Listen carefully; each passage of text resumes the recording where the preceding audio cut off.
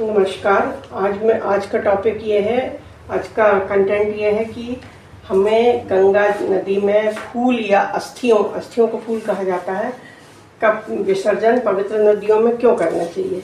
इसके लिए मृतक की जो हड्डियां रहती हैं उनको हम फूल कहते हैं। उसमें आगाज श्रद्धा और आदर प्रकट करने का भाव निहित रहता है। जहाँ संतान फल है वहीं पूर्वजों की अस्थियां फूल कहलाती हैं।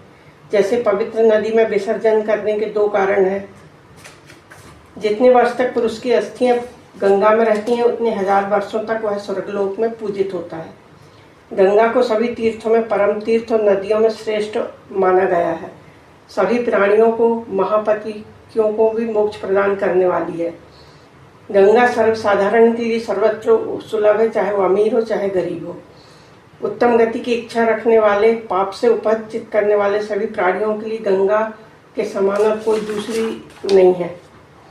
धार्मिक लोगों में यह भी मान्यता है कि जब तक मृतात्मा की परलोक यात्रा प्रारंभ नहीं होती, जब तक कि उसके फूल हम गंगा में विसर्जित न कर दें।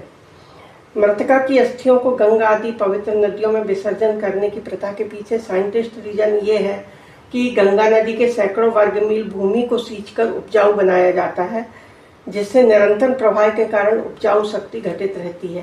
गंगा में फास्फोरस की उपलब्धता हो जाती है, जिससे जमीन बहुत उपजाऊ हो जाती है।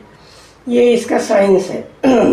इसलिए हमें गंगा जी में अस्थियों को विसर्जित करने का विधान है। तो आपको मेरे विचार कैसे लगे? आप लाइक करें, सब्सक्राइब करें, कमेंट करें।